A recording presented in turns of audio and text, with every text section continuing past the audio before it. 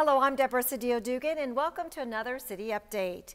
Everyone loves a good scare on Halloween, but we want you and your family to have a safe night. Joining us to talk a little bit about Halloween safety is Phoenix Fire Captain Aaron Ernsberger. Aaron, it's great seeing you. Thanks for having me. Thanks so much for joining us today to talk about Halloween safety. It's just around the corner, and lots of ghosts and goblins will be out there, yes, as long as they some will. parents. Yes. So what is your best advice for parents? You know what, there's several, but obviously it's having a plan of where you're going and making sure they're kind of validated places, whether it's your local church or school. There's so many functions nowadays that the groups are involved in that give it almost an accredited experience for the children, except for, so you can avoid the dark neighborhoods, the low-lighted walk areas, things of that nature. So. Well, speaking of dark and low, lit, I mean, that's one thing parents should bring is a flashlight or a glow stick or something that helps them, navigate through neighborhoods if they choose to do that. Right, 100%. We're not saying avoid any neighborhoods by any means, but what we're just saying is go to the places that have established walkways. If they are low light conditions, make sure you have your children are adorned with some reflective material or glow sticks, or you carry a flashlight. And also the thing is, the kids are always wearing the mask and the Hulk Hogan or whatever they're wearing, right? Make sure that mask fits appropriately so their vision isn't impeded. So if you are crossing streets and you're walking in group, you're doing it accordingly, and your vision's not affected. Well, no, that's really, really important too, is the actual costume in itself. Because I know, first of all, I'm not a big Halloween person. I hate being scared, number one. But the whole mask, that obstructing the vision, but you get hot and sweaty and all of those things too. It seems to me the makeup's better to be, That's right.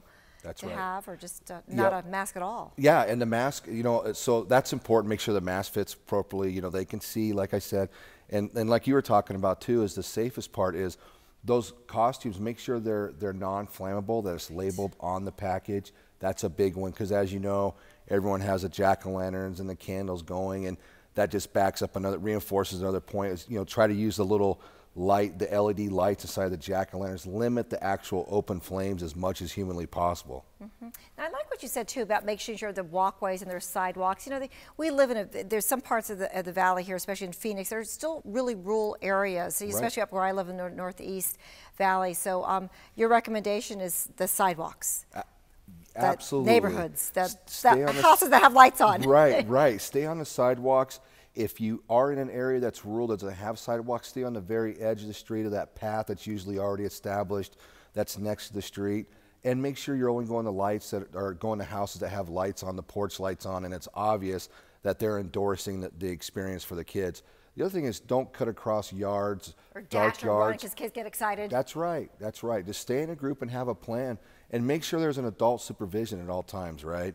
And so there's so many different things that we can do to layer the safety of these experiences. It's making sure you have adult supervision, making sure that person has a cell phone, and that adult has communicated with some other responsible person of where they're going, when they'll return, and what the overall plan is. Right, especially if somebody gets separated too, because I see those kids in my neighborhood, they're dashing, they're just so excited, and they're already pumped up on some of the sugar they already eaten. Right. So I want to go back too about some of the places you can go to. You said the local church, community centers. I know the city also has a lot of places too that are already uniformed and safe environment, right. And where they know what they're getting as far as the candy. I mean, what should parents be looking for that too? Well, as far as the candy goes, obviously, we always champion, stick with the wrapped candy that's, comes from a professional background, not homemade items, not homemade cookies or baked goods or fruit that can be tampered with. And then also, once you've gotten your candy and you've come home with that, have the adult of the house go through it and make sure it is appropriate for the child and suited to eat. The other thing is also pet awareness. Keep that candy. There's a lot of candy flying around.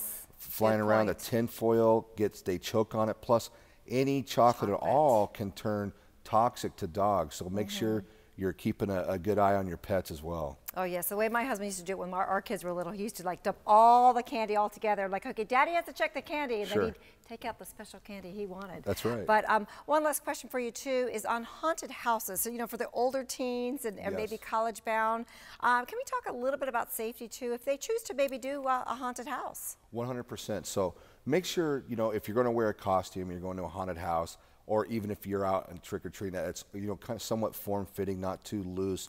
to where it's going to snag on angles or doorways or as you're walking through the experience. Stay hydrated. We know that the weather's cooling down. It's still going to be dry, and sometimes Halloween can be awful hot. Stay hydrated, and when you go to those haunted houses, make sure they're accredited, they're posted with the permit. With that permit means they should have the appropriate sprinkler system, exits, voice-activated alarms, plus staffed people in the appropriate areas to assist people exit out. Well, that's all great information. So we're going to go to a graphic right now to remind you some of the safety tips while trick-or-treating. Use costumes with good visibility. Buy fire retardant costumes. Carry glow sticks or flashlights. Attach reflective tape. Use light colors. Wear face painting or illuminated makeup. Remain on well-lit streets. Stay away from open flames. Well, those are all great and important tips. Thank you so much for spending a few minutes with us. Hope you have a great, fabulous trick-or-treat Halloween. Absolutely. Thanks again, Captain. Yes. So we want you to have a fun and safe Halloween as well for all your ghosts and goblins. For more information about Halloween safety tips, you can contact the City of Phoenix Fire Department at 602-262-6297, or you can visit phoenix.gov/fire. For City Update, I'm Deborah Cedillo Dugan.